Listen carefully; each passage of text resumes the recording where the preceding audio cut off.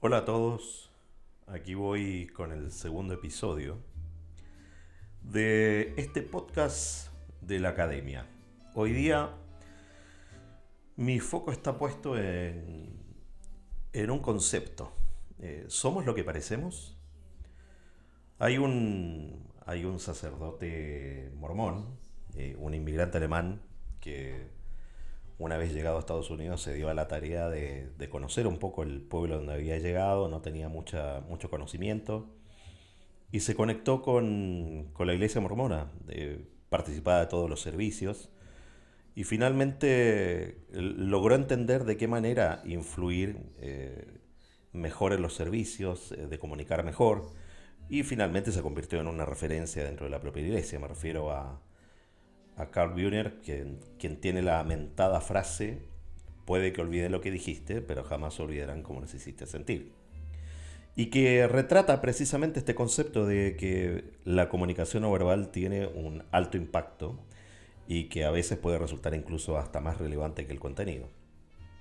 Y aquí me viene inmediatamente a la mente una regla que he visto en más de alguna publicación, desde las no tan serias hasta las muy serias, y que lo plantean linealmente. Me refiero a esta regla de 7-38-55 que, que en la práctica acuñó Albert Mehrabian hace bastantes años y que tiene que ver con que la comunicación no verbal tiene un influjo superior al 93% o cercano al 93% y el contenido verbal debiese ser de un 7%.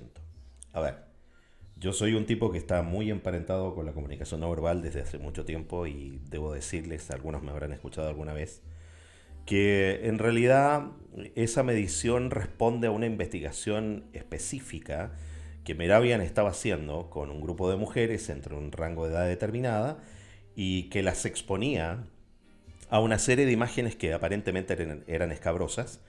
Y lo que en realidad estaba haciendo Meravian era evaluar las emociones y actitudes frente a esas imágenes. Ahora, sin perjuicio de eso, igualmente la comunicación no verbal supera con largueza el impacto de la comunicación no verbal, pero pongamos las cosas en su sitio. Ese es por el lado de Albert Mehrabian, que ya data su investigación por lo menos de fines de los 80, así que, perdón, de los fines de los 70, así que tiene bastante tiempo. Por el otro lado, alguien más contemporánea, Amy Cary, la habrán visto, si no la vieron, les recomiendo verla. Tiene una de las charlas TED más vistas y tiene que ver fundamentalmente con su tesis de que en la práctica el power posing juega a favor de la actitud, de la confianza, de la seguridad de la persona que la ejerce. ¿Qué quiere decir esto? Que si tenemos la capacidad de diseñar ciertas posturas corporales que son más amplias, empoderadas, eso debiera reflejarse en una imagen percibida que va a ser mucho más favorable. Hay estudios recientes, investigaciones recientes que han cuestionado cuán efectivo es realmente el power posing, pero por otro lado, del año 91, reconozco una investigación donde habla que efectivamente las posturas poderosas, no habla del power posing propiamente tal, pero habla de que las posturas poderosas disminuyen el cortisol e incrementan la energía. Y eso está medido, hay fisiología de por medio. Así que me parece que es un asunto a tomar en cuenta. A más de alguno le he hecho ver la importancia de disponerse corporalmente de manera equilibrada, entendiendo que el cuerpo es una unión de dos partes, una izquierda y una derecha, y que por lo tanto la expresión corporal sea lo más simétrica posible. Cualquier cosa que se salga de lo simétrico siempre tiene algún grado de objeción o de atención o punto focal de parte de los interlocutores, así que para que lo tengan en cuenta.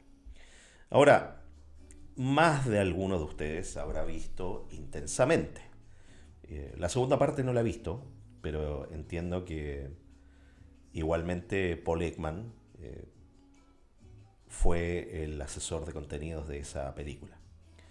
Y Paul Ekman, bueno, podría hablar un capítulo entero sobre él, pero en particular él ha hecho especial hincapié en el estudio de las microexpresiones faciales.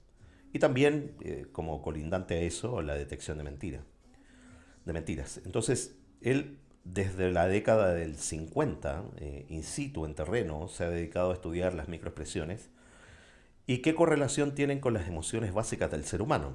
Convengamos que además las emociones del ser humano son la razón de todo lo que hacemos. De ahí por qué para un líder, para un profesional, para quien ejerce una posición determinada en una organización, conocer las emociones que invocan una actitud, una disposición de una persona en un momento determinado es una ganancia, es una fortaleza. Y lo que siempre he dicho, no, esto no se trata en modo alguno de ir de cacería de brujas y andar interpelando a personas porque entendemos que han mentido o han ocultado información o que conllevan una emoción muy beligerante en un momento determinado. La película no pasa por ahí. Yo siempre soy de la idea de que efectivamente, ¿qué hace uno con esa reacción? ¿Qué hace con esa emoción de la cual está logrando evidencia a través de una microexpresión? Entonces, ¿qué importa dentro de todo esto? Básicamente, indistintamente lo que hayan hecho Paul Ekman, Cary, Mehrabian, Mark Knapp y otros tantos que podría nombrar. Si ustedes quieren en la práctica ejercer una vida laboral, una vida profesional y por qué no decirlo también a nivel personal con cierta fluidez, procuren dentro de lo posible que exista coherencia entre lo verbal y lo no verbal. Eh, en la práctica, eh, un buen líder no solo habla bien, sino que su cuerpo respalda lo que dice. Y he hecho una cantidad de roleplay en innumerables talleres donde muestro eh, eh, discordancias que resultan ser bien pueriles, bien ingenuas, y que las logro entender desde la inconsciencia, porque la comunicación no verbal en un altísimo porcentaje resulta ser una manifestación inconsciente e involuntaria. Ahora, ahí entra en juego ciertas reflexiones que están plasmadas en el podcast anterior, que se llama Ni yo me conozco, y que tiene que ver con la importancia del autoconocimiento, porque en la medida que uno entiende cuál es su forma de mirar el mundo, entiende cuáles son sus expresiones a nivel verbal y a nivel no verbal. Ahora, hay estudios concretos sobre el impacto del lenguaje corporal en el liderazgo. Por ejemplo, un estudio realizado, por ejemplo, por el Center for Talent Innovation encontró que el 26% de los empleados asocian el liderazgo con la presencia ejecutiva, o si lo quieren, con ese concepto tan medio snob, pero que se usa del seniority. Y obvio, tiene sentido. No solo hay que ser líder, sino también hay que parecerlo.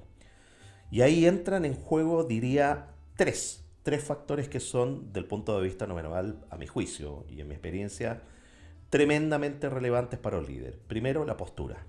Es importante una postura limpia, donde se exhiba sin mayores contradicciones el cuerpo. Recuerden esta división imaginaria entre un lado derecho y un lado izquierdo del cuerpo. Que las manos, a través de la kinésica ilustrativa, ejerzan una complementación del relato, que ejerzan una complementación de la comunicación con el entorno. Y una parte no menos importante, el contacto visual. Hace algunos días tenía una sesión con una alumna y yo le hacía ver la importancia del contacto visual como una herramienta de legitimación del otro. Uno a través del contacto ocular puede primero establecer una relación fiable entre una parte y otra, pero además nos ayuda a establecer un puente, un compromiso. Lo habrán visto en más de alguna oportunidad, en alguna circunstancia, tanto familiar como profesional, cuando hay disenso, hay discordancia o incluso una mala animosidad entre dos personas, cuando una no quiere verse involucrada con la otra, visualmente la salta o la ignora. Y eso literalmente es negar la presencia de alguien. Por lo tanto, miremos esto con el vaso a la inversa, con el vaso medio lleno. La labor de cualquier profesional para mejorar su comunicación pasa porque el contacto ocular sea distintivo, secuenciado, direccionado a cada una de las personas con las cuales tiene contacto en aquel minuto. No porque una persona te haga una pregunta en una reunión, por ejemplo, significa que la respuesta única y exclusivamente sea para con ella. Siempre tengan en cuenta que dentro de los roles de una mesa de trabajo hay algunos que son influyentes, otros que son compradores, otros que son usuarios, sin perjuicio de que quien te pregunta es quien toma la decisión. Las decisiones generalmente son una sumatoria de la injerencia y el aporte de valor que otros profesionales pueden dar. Por lo tanto, el contacto ocular juega un rol importantísimo. Ahora, hay otro punto, y esto es bastante reciente también, según un artículo reciente de la Harvard Business Review, líderes que utilizan el lenguaje no verbal como una postura abierta, brazos abiertos, contacto visual direccionado y gestos alineados con el mensaje, son percibidos como más confiables. Y convengamos, eso no es ninguna novedad, no estamos redescubriendo la rueda. La confianza es clave para la influencia y la persuasión. Si no ganamos ese espacio, nuestras posibilidades de influir en un equipo son menores. Ni hablar de la posibilidad de persuadir a un otro, de cambiar de ruta, de cambiar de rumbo, de hacer algo distinto a lo que lleva haciendo. Porque ahí, además de la evidencia, que resulta ser importante, es necesario contar con un lenguaje no verbal que apoye esta comunicación. Ahora, es importante también que en ese contexto la atención al lenguaje corporal tiene que ser tal que cuando estén en condición de escucha, que no solo parezca que lo hacen, sino que se advierta que lo hacen. Y eso significa que disponer del cuerpo hacia adelante porque refleja interés. Está de más decir, desatender a través del celular, mirar hacia la ventana, cualquier otra cosa. Yo soy un convencido de que en la práctica el lenguaje no verbal no es algo que se puede formatear, no se puede presetear. Son siempre un reflejo evidente de lo que nos sucede, de lo que nos pasa y de lo que sentimos en algún minuto. Pero es importante que las personas logren entender que hay contextos para ejecutar ciertas conductas y contextos para ejecutar ciertamente otras. Entonces, es importante entender que esta autoconciencia de la cual refería hace especial énfasis en que uno reconozca no solo su lenguaje verbal, su metalenguaje, las ideas fuerza, lo que estamos acostumbrados a mencionar, cómo entendemos el mundo, sino que también eso se condiga definitivamente con lo que hacemos con nuestro cuerpo. Y quiero reforzar ese concepto de que la comunicación no verbal es inconsciente e involuntaria. De ahí el concepto y el título de este capítulo, de este episodio. Somos lo que parecemos. Y agregaría algo más. Para bien o para mal, muchas veces ese somos lo que parecemos es la única oportunidad para parecer lo que deseamos parecer. Hay una frase que en este minuto no recuerdo a quién refiere, pero no hay una segunda oportunidad para una primera buena impresión. Y las relaciones sociales, las relaciones a nivel organizacional, suelen ser momentos, son puntos de inflexión. Y que en términos de impresiones, que ese es un capítulo aparte también, nos generan un juicio, nos generan una imagen. Volver a revertir esa imagen es una empresa bastante compleja. Por lo tanto, sin llegar a estructurar tu lenguaje no verbal, procura tener una conducta que se condiga con tu esencia, con tu naturaleza. Compleméntalo eso con un lenguaje apropiado, siendo asertivo, asertiva, y que eso finalmente pueda llevar credibilidad a quienes te escuchan. No hay capital más invaluable que la credibilidad. Si alguien no te cree, indistintamente cuál sea tu nicho de conocimiento, tu área de expertise, no hay mucho que hacer. Y esto lo alimentamos día a día. Recuerda siempre que las personas pueden olvidar lo que digas, pero jamás van a olvidar cómo los hagas sentir. Eso genera emociones, conduce a sensaciones y eventualmente actitudes. Alimentemos un espacio que sea el más propicio a través de una conducta medida y que refleje lo que nos sucede, bueno o malo, pero que refleje con fidelidad lo que nos sucede y lo que nos pasa. Eso hasta aquí, en este segundo episodio.